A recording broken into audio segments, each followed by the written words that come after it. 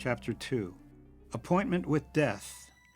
Upon leaving the lab, Ken instinctively drove toward the coastal hills. So many times he had gone there in the past to wander in the woods and think tough problems through to a solution. This time, however, when he found himself on the winding mountain road that he knew so well, and facing the late afternoon sun that was about to sink into the Pacific, just beyond the range he was climbing, he could not remember how he'd gotten there. Nor could he remember, somewhere along the route, pushing James Taylor's Sweet Baby James into the tape deck. Its nostalgic sounds blared at him from the stereo on his Mercedes SL 600. In spite of the wealth his computer company had brought him, Ken was far too dedicated to his goals to have time for the many luxuries he could so easily afford. The Mercedes was one symbol of success he allowed, the one possession that possessed him. It was his pride and joy. Yet now he had the bizarre feeling that this finely tuned machine, which had always been instantly responsive to his lightest touch, was fighting him, like some living, breathing, untamed animal. Even that strange realization seemed vague and unreal. Only one thought obsessed him now, the terrifying imperative to escape from an elusive but dread memory. That haunting nightmare became steadily clearer and more painful as the eerie voices hammered the same phrases repeatedly and loudly inside his throbbing head. You've reached Omega, Omega, the superluminal, superluminal, superluminal. It was more than a memory. The metallic, menacing command seemed to be emanating from his very soul, as though he now belonged to the Nine, whoever they were. Each stabbing sound heightened his desire to escape and the panic of knowing he could not. His brilliant mind, the genius that had intimidated the proudest intellects, what good was it all now? A strange transformation was taking place in his physical perceptions. The Mercedes that he had been battling began to feel more and more like an extension of himself. Then the two of them were somehow one shared being, flesh and machine fused into the same essence. His arms were now frozen to the steering wheel, moving as it moved in wild maneuvers, and his foot and leg were part of the pumping accelerator that goaded the pulsating hulk to its limits. At the same time, on another level, he knew he was acting irrationally, but that wild surge of power seemed his only hope for retaliation against the haunting voices, even if it meant his own destruction. That would silence them. The thought was insane and he knew it, but still his foot ground into the floorboard in obedience to some inner command. We Nine will guide you. You must open yourself. Open yourself. The road had narrowed and steepened sharply, becoming a seemingly endless succession of dangerous curves winding along the edge of a deep and precipitous gorge. The brilliant blue of sky, the trees rushing by with the setting sun slanting through their branches, the surging power that engulfed him. It was exhilarating. He'd had that same feeling at the first moment of contact with the Nine, and now, as then, ecstasy metamorphosed into fear and confusion. On a blind curve, the Mercedes swept effortlessly around a laboring truck laden with hay, as though it were standing still. It was a deadly chance that he would never take in his right mind, but something irresistible was now in control. The realization that he was more than playing with death, that he had an actual appointment with it, seemed vague and unimportant. Is this all a dream? In stunned and frozen fascination, he watched as a huge cobra slithered out from under the dashboard and up between his legs. It stared at him with unblinking, hooded eyes, then wrapped itself quickly around his left arm. Ken screamed in terror and clawed desperately for its neck, but his free hand found only empty air. Yet it was there. Its eyes stared hypnotically into his, and its darting tongue flicked menacingly. His terrified preoccupation with the hideous serpent was shattered by the sudden sound of squealing brakes and a blaring horn, and the terrible realization that he had wandered across the narrow road's double line and into the lane of oncoming traffic. In one instant, the deadly serpent vanished, and in its place, filling his vision, were a truck and a trailer loaded with huge redwood logs, heading directly toward him. The truck driver braked and swerved frantically. Ken pulled the steering wheel desperately to the right. For a split second, Ken thought he'd made it, until the truck's huge bumper struck the left rear fender of his car with a deafening impact, flipping the Mercedes over the guardrail and sending it catapulting nearly 500 feet down a precipitous, rock-strewn slope. The crumbled mass of twisted and pounded metal dropped the last 20 feet straight down into a dry creek bed in the bottom of the canyon. Landing with a sickening crunch that Ken never heard, the car sat wedged into the narrow crevice between two massive boulders. The steep terrain and tall trees made it impossible to call in a helicopter. When paramedics finally reached the wreckage, they found Ken unconscious and still strapped in by the seatbelt that would have been given credit for saving his life if he survived. In spite of the enormous blood loss from multiple compound fractures and the piercing of a lung by one of his broken ribs, there was barely a detectable pulse. It took more than an hour to cut him out of the twisted metal tomb and haul him up the cliff. Intubated immediately and respirated by hand with the ammu bag, he was still clinging to life by the slenderest of threads.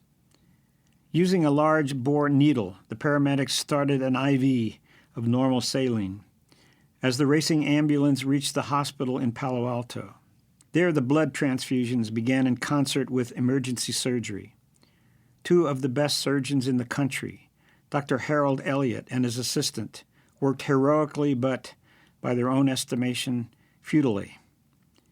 The patient had fixed dilated pupils and no spontaneous respiration. Yet his CT scan was normal, indicating that the coma was not due to intracerebral hemorrhaging. Diffuse brain injury, possibly secondary to hypoxia, Elliott's assistant muttered matter-of-factly with a scowl. Worst possible diagnosis. We're probably wasting our time. Maybe, was all Elliott replied as he cut and sewed rapidly. He was thinking of another and possibly even more hopeless explanation for the coma, a non-medical one that his assistant would scoff at, so there was no point in mentioning it. We could schedule an MRI if he survives long enough, suggested the assistant. Perhaps, said Elliott, preoccupied with other thoughts. Patient's name was well known to anyone who kept current with the local news. The guy's an outspoken promoter of Eastern mysticism and psychic powers. As involved in that stuff as he's been, he could be heavily demonized. That could explain his peculiar unconscious state. Maybe. By the time the two surgeons had put their instruments down, Ken's fiancée, Carla Bertelli, had arrived at the hospital. The young woman that now nervously paced the waiting room floor had gotten her master's degree in journalism at the University of California, Berkeley, 7 years after Ken's double doctorate. They had met when Carla attended a guest lecture series Ken had given on parapsychology at the university. It had been love at first sight for both of them. She had admired his genius, sense of humor, and especially his suave humanism and clever put-down of all religions that reinforced her own rejection of the Christian faith in which she'd been raised. And he had seen in her, in addition to everything else a man could ever want in a woman, that rare tenacity of purpose that reflected his own. At first, Ken had made frequent trips to date Carla. At times, however, it might be a 2-hour drive each way between Palo Alto and Berkeley, depending on the traffic. Ken was already putting in 16-hour days developing computer programs. When he added psychic research on top of that, there wasn't much time left for romance. From her Italian father, Carla had inherited her olive skin and large, dark, almond-shaped eyes. Her Irish mother had endowed her with auburn hair and long-limbed beauty. Winsomely affectionate, stubbornly determined, and loyal, Carla was a dream come true for the dedicated young scientist. Pursued by other suitors, she had kept faith with the man she loved, even when he had become all too involved with a double career to have the time and energy to make the long drive except on rare weekends. Carla was much like Ken in that respect. Once she'd determined upon an objective, there was no turning aside. It was that way with everything. She had turned down several promising offers from modeling agencies in order to pursue the career in journalism that had been her calculated goal since high school. Carla spent 2 years with the Wall Street Journal and another 2 with the Washington Post, then decided to freelance. She had found day-to-day reporting on corporate takeovers and Wall Street scandals less than challenging and had set her sights on a Pulitzer Prize. To be free to pursue the big story when it came along, that was now what she wanted. Ken had eventually flown to the East to tell Carla how much he missed her, and it took little persuasion to convince her to move back to Palo Alto. She'd never lost a deep interest in parapsychology, which Ken's electrifying lectures had earlier aroused, and under his tutelage she had begun to write articles on the subject. It was an enthusiasm that her editors had not shared at first. Divulging information that no one else knew, Ken had fed her selected data about his own secret research and introduced her to the most famous scientists in the field. It was not surprising, then, that the young woman who was soon to marry Ken Inman had already become recognized among the world's journalists as one of the top experts in parapsychology. Indeed, she had given a new and badly needed respectability to such reporting. Carla leaped to her feet apprehensively the moment the tall, graying doctor in green surgical scrubs walked into the waiting room and looked around. She was attracted immediately by his face. It had to be the kindest she could remember ever seeing. Is he? She had already learned from emergency the details of the accident and the grim prognosis, and didn't know how to finish the question, will he? I'm Dr. Elliot. She felt her outstretched hand enveloped warmly in both of his. He's in a coma, but clinging to life, barely. We've done all we can. There's a slim chance he may survive, but the damage is so severe we'll just have to wait and see. He paused for a moment and then put a sympathetic hand on her arm. We haven't determined the cause of his coma, he added solemnly, and that's not good. May I see him? We're getting married next month. I'm sorry, no visitors until we get him stabilized and in the intensive care unit. We don't know how long that will be. Why don't you leave your phone number at the nurse's station? They'll notify you when it's okay to come in. There's really no point in waiting around here. The best thing you can do now is to get some rest and pray. Carla looked momentarily startled. She thought, pray? Are you really serious? I'm counting on Ken's determination to live and your medical skill. How can I trust a doctor who mixes modern science with Dark Ages mumbo-jumbo? Thanks, she responded, a bit icily in spite of her attempt not to show her feelings. But I don't believe in prayer, and neither does Ken. She didn't mean to be ungracious, but honesty about what she believed was very important to her.